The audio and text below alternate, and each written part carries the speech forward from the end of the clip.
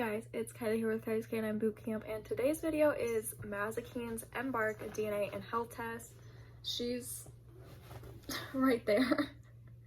I actually filmed this previously, so I have seen the results. I wanted to do like a first time reaction, but Miss Thing is going through her teenage phase and decided to spaz out during that video, so I decided to redo it and just kind of go over everything. And I wanted to make sure I really showed how awesome Embark is. So the reason we use Embark is even though it's more expensive, it is more accurate. They have more breeds to test for. So you're getting a more accurate test and you're basically getting what you paid for. When I have heard, I don't know if this is true, but I have heard that with Wisdom Panel, sometimes they'll just throw a random breed in there, even if your dog doesn't have it because they don't know, that just threw me off, and I was like, no, thank you. So we went with Embark. She's literally going through her teenage phase because on her results, it'll tell you her genetic statistics. So it'll tell you her genetic age. Based on her genes, she is 16 years old in human years, which I think is cool that they provide that. I'm on my iPad for the Embark test. So right here is all of the genetic stats. The first one is wolfiness. So wolfiness, she's like 0.9%. This does not mean that there's any wolf in her, by the way. It's just like characteristics, I guess. And her predicted adult weight, according to them, is 51 pounds. She's already past that. She's already nearly 60 pounds. So she's past what her genetic weight said she would most likely be, which is good. I wanted her to be bigger. I would have preferred an even bigger dog, but getting a mixed breed, you never know. So we can go into her breeds, and I did actually sign her up for her genes to be used for research. So anything that they want to research using her genes, they can. That doesn't mean she's going to be going through any clinical trials. I wouldn't volunteer her for that, especially with her being a service dog and with that just being stressful for a lot of dogs. So she's not going through any clinical trials, just her genetics, just the DNA that I gave them. They can use it to test and do research on. So for her genes, this was a shocker to me. Everyone knows I always say, I swear there's boxer in her. There was zero boxer. And the reason it shocks me so much is because she acts so much like a boxer with just a calmer temperament throughout most of the day. But when she's being goofy or she's being silly or she's playing, she uses her feet all the time. Or if she wants something, she just smacks you with her feet. She boxes you, which is why I always swore like there would be boxer in her. And she does kind of look like one. She has the markings of one. But also her brother has a smushed in face. And I was like, that's it, they're boxer. Like, there's boxer in there. There can be two different dads within one litter, but there's no boxer.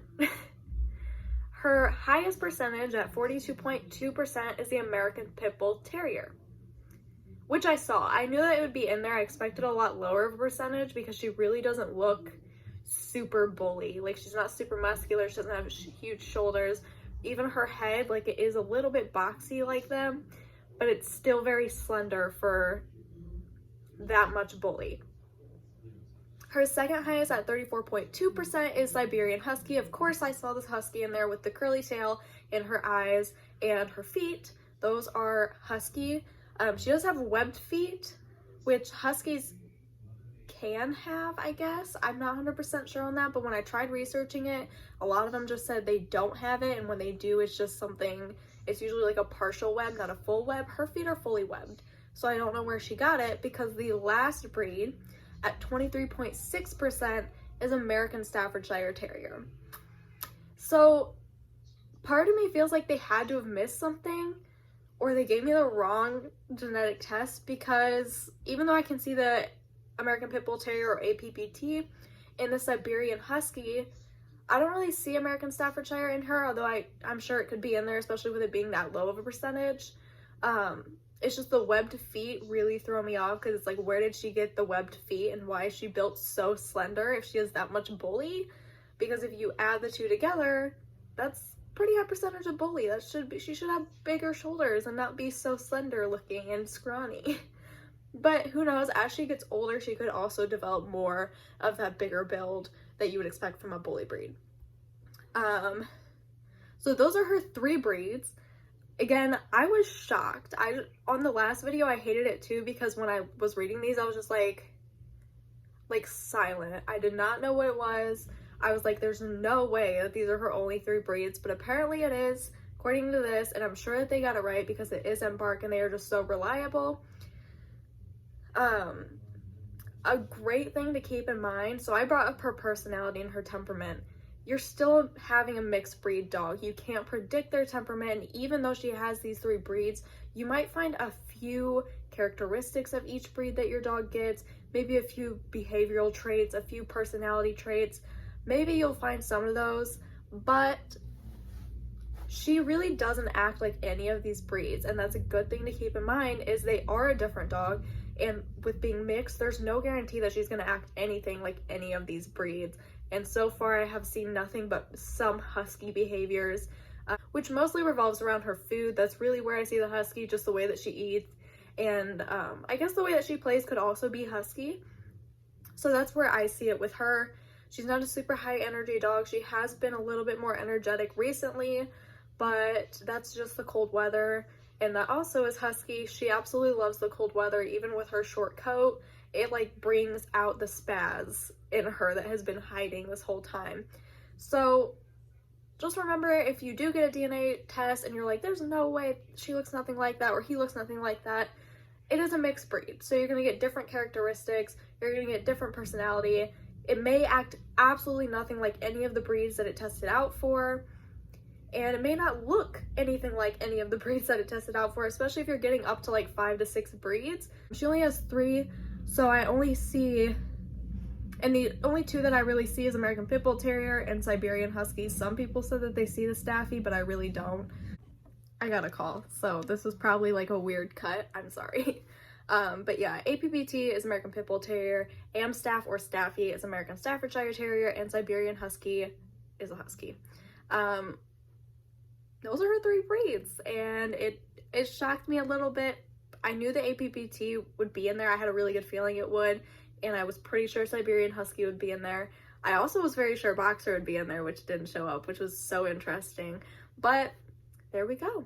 It also will give you like little, I don't know if you guys can see that, but it gives you little things to read about each breed, which is really helpful, and I think it's a really good idea. Anyone who does get their dog DNA tested, I strongly encourage you to go and research each breed so you know more about them, more about their health, more about their temperament. It's always just a good thing to look out for. And then even looking into behavioral issues that are common within the breeds is also a great idea. So the American Pit Bull Terrier and the American Staffordshire Terrier both have genetic dog aggression. That does not mean Mazikeen will get it, because again, she's a mixed breed, and even if she was a purebred of either of those, it doesn't guarantee that they will be dog aggressive. It's just something to look out for in the future. It doesn't matter how well you socialize them. Sometimes they just will be dog aggressive, and that's perfectly okay. Your dog does not have to love other dogs, and it doesn't make them a bad dog. It's just a genetic trait that they got. It's not their fault. So it's always a good thing to research, to know those things, because if I didn't already know that, I wouldn't have been aware of it. And if she did develop it in the future as she matures, because that's usually when you're going to see it, once they mature, it could have gone bad. It could have been like, why is my dog evil? Why is my dog like this? So it's always good to look into it. In fact, I know that the mom looked very much so Boxer. I really thought she was Boxer. She looked almost purebred Boxer, so I don't know how Mazikeen's not Boxer, but who knows? Could have been wrong.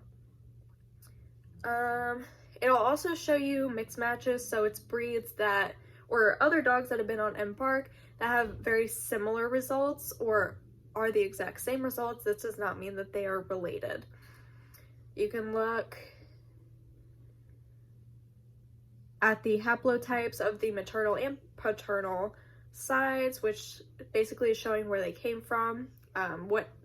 That does not mean Mazikeen was born outside of the United States, but it'll show where ancestors were born outside of the United States and within the United States, which is also cool. Like, they give you all of this information, and it was only $200, which sounds like a lot, but at the same time, you're getting a lot for $200. So the one I was nervous about was the health test. Obviously I have seen it. We'll go on here. She has 0 at risk. The one that you see is carrier. So basically if she had puppies, they had a good chance of getting it. She's not going to be having puppies, so I'm not worried about it, and it was just an eye issue. It was just progressive retinal atrophy. So it is a bad thing. However, it's very common in Huskies. It's very common in a lot of blue-eyed breeds, Australian Shepherds, Border Collies. It is a common thing in blue-eyed breeds. However, she is not at risk for it. So I was really happy to see that she cleared everything. Is only a carrier for one thing, but she's not going to be bred. I would never do that. But she is clear of 180 diseases. So that definitely put my mind at ease. Of course, if she would have been at risk, I would have immediately taken action by going to her vet, getting up a plan to make sure she wouldn't get it, if we could prevent it, steps to prevent it, whatever. However, it's relieving to know that she's not at risk of anything, and the only health issues so far that we know she has is allergies and a sensitive stomach. But once you go into the health area, you'll see what your dog cleared, if your dog is a carrier of something, and what they're at risk for. And then you can go through and you can look at every single disease that they tested for, look into it some more, which is also a really good thing to have and to know. You also have your traits. So traits is basically what they would expect Mazikeen to have. When we looked at these, almost all of them were wrong. She doesn't have any of these. She has I think she has 2 or 3 things that they said a trait would be for her. Other than that, she is completely the opposite of what they said she would be. So that was very interesting to me. I don't think I've ever watched another video or have heard of anyone else that said that they were so wrong about what the dog would look like or what the dog does look like, or even the weight. Like usually they're in a good range of where the weight would be as an adult. They're around there, and she's nothing like what they said she should be like. So that's interesting. And then we can also look at her relatives. So these are dogs that have also been DNA tested on here, and it'll show you dogs that are very closely related. It also show you distant.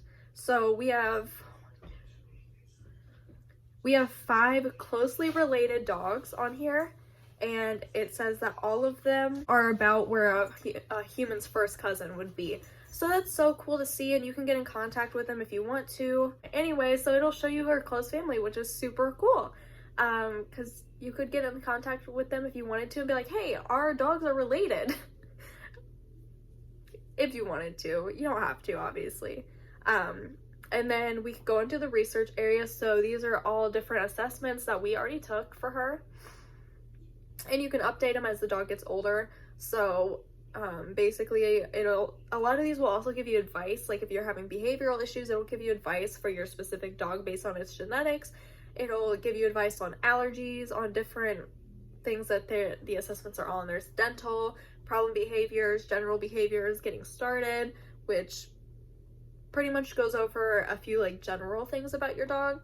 And it'll give you like articles and stuff to read about the issue that you're having. So that's super cool of them. Another thing that they did, which was awesome, is before you even get the health results, they do email you or text you. I think they emailed me about it.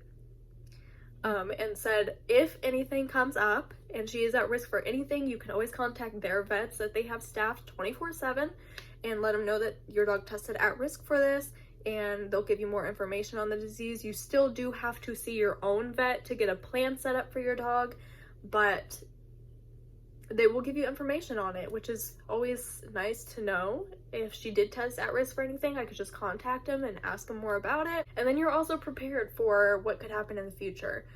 So overall, I'm happy with the results. I really didn't care what breed she got.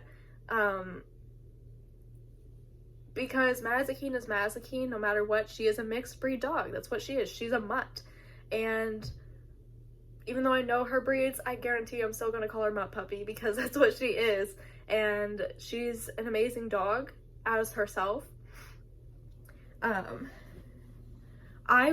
you'll probably never see me owning a true purebred American Pit Bull Terrier or APBT, and you'll probably never see me owning a purebred Siberian Husky or a purebred Amstaff, because they're just not my type of breeds individually, but together they made Mazikeen, and I'm perfectly fine with the way that she is. She's a super mellow dog. She's always been a mellow dog. She's super goofy. She's super loving. She's just a great dog on her own, but each of the individual breeds just aren't my type of dog.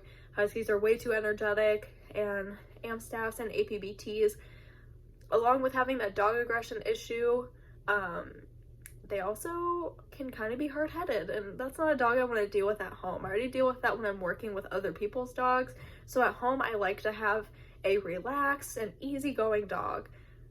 Could I handle an APBT or an Amstaff? Absolutely. I could even handle a Siberian Husky. I just know that, one, I'm not the absolute best home for a Siberian Husky. I'm not the most active person. I'm not the one that would be able to take them on mile runs, especially with my medical conditions. So I just wouldn't be the best home for a Siberian Husky, and I always take that into account, which is why doing your research is so important before getting any breed or any dog. Do your research to know the activity level, to know everything about them, to find out if you would even be a suitable home for them, because while you may be rescuing a life or taking a life in and you're so excited about it and maybe the most beautiful dog ever, if they're a super energetic dog and you're not so much of an energetic person, it's just gonna hurt the dog, because mentally they just go insane because they've just got all this energy built up and nobody's letting it out, which just turns into a neurotic dog. Huge problem in Huskies, by the way, is people are like, oh, they're so pretty, let me take it, I want it. And then when that happens, I deal with it. So please don't get a dog without doing research first. But yeah, I could also handle an APBT or an Amstaff. I have handled them, not as my own personal dogs. My cousin actually has a purebred American Staffordshire and a purebred American Bully. Both are hard-headed dogs. Both are very loving dogs to their people. They're a little standoffish with strangers in their yard, but once you get in the house, they're perfectly fine. I don't think they would ever bite anyone. You can never guarantee it, but I doubt they would ever bite anyone, although they're a little uncomfortable with young kids. They just weren't super socialized with young kids. By the time they got him, both of my cousins were grown, so they never really got super well socialized with super young kids. And they hate cats. They want to eat all cats. And the American Staffordshire does want to kill other dogs that are not his dogs, like within the family. So they have their small issues, but none of them are ones to worry about. It's not like small kids come to their house and the dogs don't go out in public.